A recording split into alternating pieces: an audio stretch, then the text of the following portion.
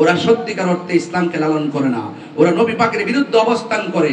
এক বিশ্বের এক অপশক্তিকে তারা বাংলার জমিনে ছলে বলে কৌশলে ঢুকিয়ে দিয়ে সত্যিকার আশিকে রাসূলদেরকে হত্যা করার মতো নীল নকশা এঁকেছে। কথা বলেন ঠিক কিনা? ১৫০০ বছর আগে আমার নবী দুনিয়াতে তাশরীফ এনেছেন। ১৫০০ বছর পরে আমার নবীর মাহফিল সাজাতে যায় কত খুশি। আর আমার নবীর যদি আমরা সরাসরি ১৫০০ বছর আগে পেয়ে যেতাম, সুবহানাল্লাহ বলবেন না? কাফেররা নবীকে পাথর মেরেছে, সেই পাথরের বরাবর আমাদের মাথা পেতে দিতাম, কিন্তু আমার হাবিবুল্লাহর গায়ে মুবারকে একটা পাথর লাগতে দিতাম না। তো এইরকম প্রেমিকের সামনে নবীর বিরুদ্ধে কথা বলার আগে ১০০ বার চিন্তা করবেন। আমরা ১৫০০ বছর পরে আসতে পারি, তাই বলে আবু জাহেল তো চলে গেছে, তাই বলে আবু জাহেলের উত্তরসূরি বাংলার জমিনে পার পাবে না। তো আমার নবী দুনিয়াতে এসেছেন, দুনিয়াতে আসার আগে নবী ছিল কিনা? দুনিয়াতে আসার আগে নবী ছিল কিনা? মা মেনার মাস থেকে আসার পরে নবী হয়ে আসছে কিনা? এখনো নবী নবী হিসাবে আছে কিনা? হাসরের ময়দানে থাকবে কিনা? রাসূল বলেন, আমি একমাত্র নবী যিনি হাসরের মাঠে জান্নাতি কাপড় পরে রওজা মুবারক থেকে উঠব। আমি একমাত্র নবী, হাসরের ময়দান আমি শাফাআতে কুবরা করব। তো সেই নবীজির উম্মত আমরা হয়েছি, আমরা খুশি না বেজার? একটা দল আছে, এই দলটার নাম হলো কাদিয়ানী। এই কাদিয়ানীরা আমার নবীরে শেষ নবী মানে না। কথা কোন ঠিক না বেঠিক? আচ্ছা বলেন তো, আমার নবীর পরে কি আর কোন নবী আসবে? কিয়ামত পর্যন্ত কোন নবী আসবে? এইজন্য যারা নবীর পরে নবী আসবে মর্মে বিশ্বাস করে এবং নিজেদেরকে নবী দাবি করে, এরা কি নবী না ভণ্ড? আর নবী না ভণ্ড? এই ভণ্ডদের সাথে আমাদের কোনো সম্পর্ক নাই। এইজন্য কাদিয়ানীদেরকে অমুসলিম ঘোষণা করতে হবে। কাদিয়ানী ইসলামের জন্য বড় ফিতনা, কাদিয়ানী ইসলামের জন্য বড় ক্ষতির কারণ। এই কাদিয়ানীরা বাংলাদেশের কোনো প্রোটেক্টে চলে না, ওরা বাহিরের প্রোটেক্টে চলে। এই দেশের বড় বড় কোম্পানিগুলো তারা হাতিয়ে নিয়েছে এবং মানুষদেরকে বিভ্রান্ত করছে।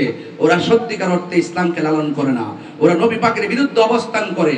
এক বিশ্বের এক অপশক্তিকে তারা বাংলার জমিনে ছলে বলে কৌশলে ঢুকিয়ে দিয়ে সত্যিকার আশিকে রাসূলদেরকে হত্যা করার মতো নীল নকশা এঁকেছে। কথা বলেন ঠিক কিনা? আল্লামা শহীদ ফারুকী তারই ধারাবাহিকতার নাম। কথা বলেন ঠিক কিনা? খাজা ওয়াকিবুল্লাহ রহমাতুল্লাহ তারই ধারাবাহিকতার নাম। এখন হয়তো তাহিরিকে, আরেকদিন জাহিরিকে, আরেকদিন আরেকজনকে তারা ধরবে, কিন্তু তারা ধরতে পারে। ওরা হয়তো জানে না যে খাজা ওয়াকিবুল্লাহ হারিয়ে গেছে, আমরা খুঁজে পাইনি, কিন্তু জীবিত থাকা অবস্থায় তিনি যে পাওয়ারফুল ছিলেন, হারিয়ে যাওয়া ওয়াকিবুল্লাহ হাজার গুণ পাওয়ারফুল। কথা বলেন ঠিক কিনা? এজন্য আমরা কাহারও রক্ত চক্ষুকে ভয় পাই না, কারণ আমার নবী এসেছেন রক্ত চক্ষুকে শীতল করে দেওয়ার জন্য। আমার নবী এসেছেন একটা শুষ্ক হৃদয়কে আলোকিত করার জন্য। আমার নবী এসেছেন একটি মানুষের আধ্যাত্মিকতাকে কিভাবে জাগিয়ে তোলা যায় সে জাগিয়ে তোলার জন্য। আমার নবী এসেছেন কন্যা সন্তানকে মর্যাদা দেওয়ার জন্য।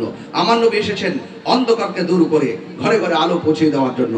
আমার নবী দুনিয়াতে এসেছেন আল্লাহ এবং রাসূলকে চিনানোর জন্য। চিৎকার মেরে বলেন সুবহানাল্লাহ। তাহলে আমার নবীর পদাঙ্ক স্মরণ করা দরকার আছে না নাই? লাকাদ কানা লাকুম ফি রাসূলিল্লাহি উসওয়াতুন হাসানা। নবীর মধ্যে আছে আমাদের জন্য উত্তম আদর্শ। নবী হলেন আমাদের জন্য উত্তম মডেল। এই জন্য যারা নবীর ভালোবাসা বোঝে না, যারা নবীর প্রেম বোঝে না, যারা নবীর ভালোবাসা বোঝে না, এরা কখনো নবীর খাঁটি উম্মত হতে পারে না। আর যারা কেন পারে, ওরা দলিল খুঁজে পায় না, আমরা তো চোখ ঘোরালি খুঁজে পাই। ওয়ামা আরসালনাকা ইল্লা রাহমাতাল লিল আলামিন। আমরা তো চোখ ঘোরালি খুঁজে পাই। কুল ইন কুনতুম তুহিব্বুনাল্লাহ ফাত্তাবিউনি ইউহিব্বুকুমুল্লাহ ওয়া ইয়াগফির লাকুম যুনুবাকুম ওয়াল্লাহু গফুরুর রহিম। আমরা তো চোখ খুললে পাই ওয়া রাফা'না লাকা যিকরাক। আমরা তো চোখ খুলে পাই ওয়ালা সাউফা ইউতিকা ফাতারদা। আমি তো চোখ চোখটা খুললেই বুঝতে পারি মা কানা মুহাম্মাদুন আবা আহাদিন মিন রিজালিকুম ওয়ালাকিন রাসূলুল্লাহি ওয়া খাতামুন নবিয়্যিন। আমরা তো চোখ খুলেই বুঝতে পারি, ক্বাদ জাআকুম মিনাল্লাহি নূরুন ওয়া কিতাবুম মুবিন। চিৎকার মেরে বলেন সুবহানাল্লাহ। শুধুমাত্র তাই নয়, আমরা চোখ খুললে বুঝতে পারি কাফ হা ইয়া আইন সাদ, চোখ খুললে বুঝতে পারি ইয়াসিন, চোখ খুললে বুঝতে পারি তাহা, চোখ খুললে বুঝতে পারি ইয়া আইয়ুহাল মুজাম্মিল, চোখ খুললে বুঝতে পারি ইয়া আইয়ুহাল মুদাসসির। আমরা চোখ খুলে বলতে পারি আমার নবীর মতো কে। এতগুলো আয়াত পড়লাম, ওরা পড়ে না। ওরা শুধু পড়ে কি জানেন? বলে ইন্নামা আনা বাশারুম মিসলুকুম, নবী আমাদের মতই তো একজন মানুষ। আরে বেটা, তুমি যারা নবীকে তোমার মতো বলো, তোমার বউকেও তো তোমার মতো বলতে পারবো না। তোমার বউকে যদি বলো বউ গো তুমি আমার মার মতো, বউ আসে না গেছে? বউ আসে না গেছে? শুধু বউ বউ। আর আমার নবীকে যদি তুমি তোমার মতো বলো, রক্ত মাংসে ভরা সাধারণ মানুষ বলো, তোমার ঈমানও তালাক, তোমার বউও তালাক।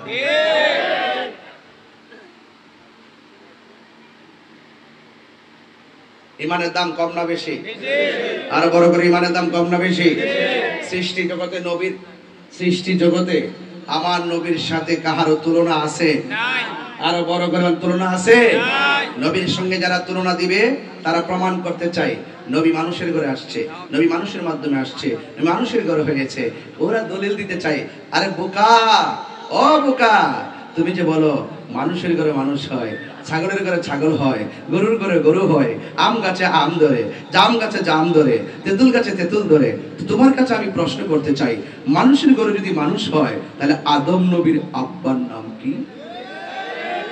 কথা কন না কে লাগে? বলেন বলেন বলেন বলেন বলেন। আদম নবীর আব্বার নাম কি? আদম নবীর আব্বা আছে? কথা কন আছে? আদম নবীর আম্মা আছে? তা হাওয়াকে বানাইলো কি দিয়া? তার মানে বোঝা গেল আল্লাহ বাবা মা ছাড়াও পারে, বাবা মা ছাড়াও পারে।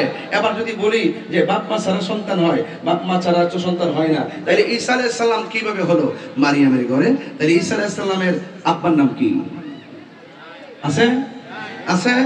আছে? আজ নাই। এই জন্য বলেন, এবার এবার তিনটা জিনিস খেয়াল করেন। আল্লাহ বাপ মা ছাড়াও পারে, আল্লাহ বাপ ছাড়াও পারে, বাপ মা মাধ্যমেও পারে।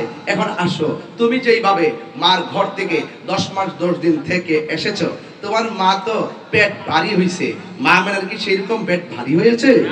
তোমার মা তো পেটের অনেক লাথি খেয়েছে, অনেক ধরনের কষ্ট করেছে, মা আমেনাকে এরকম অনুভব করেছে? এবার আসো, তুমি তো মার দেহন থেকে, মার গর্ভ থেকে তুমি এসেছো মার লজ্জাস্থান দিয়ে। রাসূলুল্লাহ কি সেইভাবে এসেছেন? রাসূলুল্লাহ কিভাবে এসেছেন? মা আমেনা বলেন, আমার নাভিমূলের বাম দিক দিয়া একটা নূরের জ্যোতি বের হয়েছে। কিছুক্ষণ পরে দেখলাম সদ্যজাত একটা নূরের পুতুল জান্নাতি পোশাক পরে আমার সামনে পড়ে আছে। এই হলো রবিউল আউয়াল মাস। একটা আওয়াজ করে বলুন, আমাদের ইজ্জতের মালিক কে? আল্লাহ। এই আওয়াজ তো হবে না বাবা। আল্লাহ। ইজ্জতের মালিক কে? আল্লাহ। হায়াতের মালিক কে? আল্লাহ। নবীকে দুনিয়ায় পাঠিয়েছেন কে? আল্লাহ। সৃষ্টির সেরা বানিয়েছেন কে? আল্লাহ। সারা জাহানের রহমত বানাইছে কে? আল্লাহ। চাদরওয়ালা বলে নবীকে ডাক দিয়েছে কে? আল্লাহ। কম্বলওয়ালা বলে নবীকে ডাক দিয়েছে কে? আল্লাহ। এরপরও যদি নবীর আমরা ডাক দিতে যাই, আওয়াজ করি এইভাবে, কিছু মৌলবী আছে ওয়াজ হইতে কর মুহাম্মদ রে মুহাম্মদ, মানে নাম গাজেল বিয়াদবের করে বিয়াদ। নবীর নাম নেওয়ার পরে সাল্লাল্লাহু আলাইহি সাল্লাম পড়তে হবে। এক কথা বলেন ঠিক কিনা বলেন? তাহিরিকে চাই বলে মামলা করো, হামলা করো, বন্ড বলো, মাজার পূজারি বলো, কিন্তু গালাগালি করো না কেন? তাহিরি তোমাকে কিছুই বলবে না। কিন্তু আমার মুস্তাফার শানের বিরুদ্ধে, আমার নবীর বিরুদ্ধে কথা বললে পাহাড়তলির মানুষ তোমাকে ছেড়ে কথা বলবে না।